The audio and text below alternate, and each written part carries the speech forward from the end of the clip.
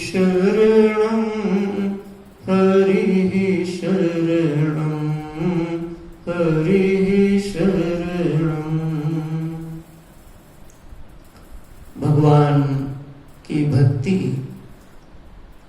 हमारे मन में, हमारे जीवन में उपस्थित पापों का नाश कर देती है और उसके परिणाम स्वरूप हमारा मन निर्मल हो जाता है। गोस्वामी जी महाराज लिखते हैं कि सुमिरत हरि श्राप गति बाधी, सुमिरत हरि श्राप गति बाधी, भयउ विमल मन लागी समाधि। भगवान का भजन करने से हमारा मन सहज रूप से निर्मल हो जाया करता है और निर्मल मन में भगवान का आविर्भाव होता है, दर्शन होता है। भगवान जैसे पावन है वैसे भगवान का सब कुछ पावन ही है। भगवान का नाम, भगवान का रूप, भगवान की लीला और भगवान का धाम, ये चारों भगवत स्वरूप ही माने गए।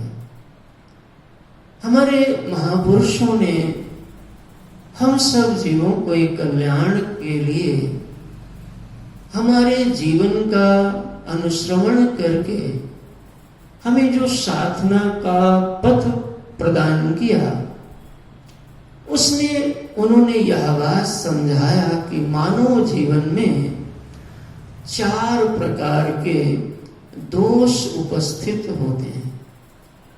इन 4 प्रकार के दोषों में पहला दोष है जिसका नाम दिया, उसकी कोटि बनाया, पाप। दूसरी है अपराध, तीसरा है भूल और चौथी कोटि है जिसका नाम दिया चूक। अपराध, भूल, चूक और पाप, इन 4 प्रकार के दोषों के कारण हमारा मन, हमारा जीवन मलिन हो जाया करता है, भगवान से दूर हो जाया करता है। यदि भगवत सामीप्य चाहिए तो इन चारों दोषों की निवृत्ति चाहिए जीवन में। इसमें जो पहला जो सबसे प्रबल दोष है वह है पाप। पाप की निवृत्ति के लिए ऋषियों ने भगवान के नाम जप की आज्ञा प्रदान किया। भगवान का नाम जप की बहुत महिमा है।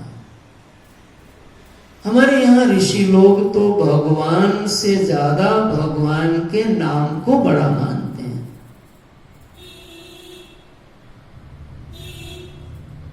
राम एक तापस तीरतारी और नाम कोटि खल कुमति सुधारी।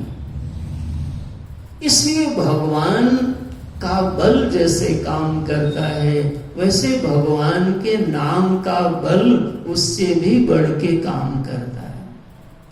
तो जीवन में पापों के नाश के लिए भगवान के नाम का, भगवान के मंत्र की जप की साधना का जीवन में अभिसंधान करना चाहिए।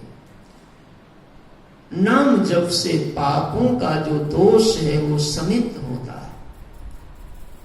दूसरा है अपराध। जीवन में अपराध हो ही जाया करते हैं। पाप कहते हैं जो हमको करना नहीं चाहिए उसको जब हम करते हैं तो इसका नाम पाप है। फिर से श्रवण करें, जिस चीज को हमें करना नहीं चाहिए, जो निषिद्ध है, शास्त्र जिसको मना करता है करने के लिए, वह जब हम करते हैं तो इस का ये जो दोष बनेगा उसकी कोटि है पाप। लेकिन जो हमको करना चाहिए वो जब हम नहीं कर पाते हैं तो उसका नाम होता है अपराध। ये दोनों में भेद समझना होगा। भूल क्या है कि कभी कभी हम करना चाहते हैं लेकिन आलस्य आदि के प्रमाद के कारण हम भूल गए। एकादशी का व्रत है और हम करना भी चाहते हैं और हमने याद भी किया था कि 3 दिन बाद एकादशी आएगी, लेकिन जब एकादशी आई तो उस दिन हम भूल गए प्रमाद के कारण। तो ये जो दोष होगा वो भूल कोटि के अंतर्गत आएगा। और चौथी चीज है चूक।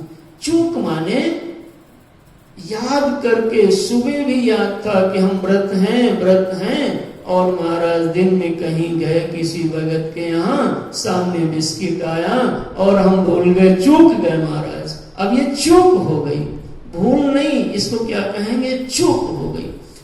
तो ये जो हमारे जीवन में दोष हैं उनके 4 द्वार माने गए, पाप, अपराध, भूल और चूक।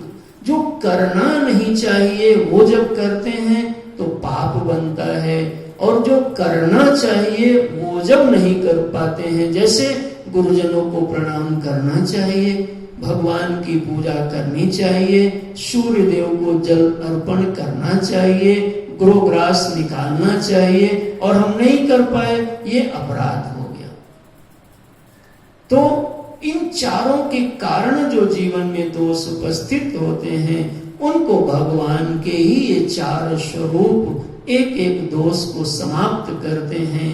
नाम जप से भगवान की कृपा से पाप शमित होते हैं, नष्ट होते हैं। भगवान के रूप का ध्यान करने से अपराध दोष शमित होते हैं, नष्ट होते हैं। भगवान की लीलाओं का श्रवण करने से हमारे जीवन में भूल के द्वारा उत्पन्न दोष शमित होते हैं, और भगवत धाम में निवास करने से हमारे जीवन में जो चूक रूपी दोष था उससे जीवन निर्मल होता है। जिसके जीवन में नाम, रूप, लीला और धाम, इन 4 चीजों में निष्ठा बनी है, उसके जीवन के पाप, अपराध, भूल और चूक, ये 4 दोष नष्ट हो जाते हैं। और जिसके ये 4 दोष नष्ट हो गए उसका मन, उसका जीवन निर्मल हो जाता है, और निर्मल मन में ही भगवान की कृपा का अनुभव होने लगता है। बोलो भक्तवत्सल भगवान की जय।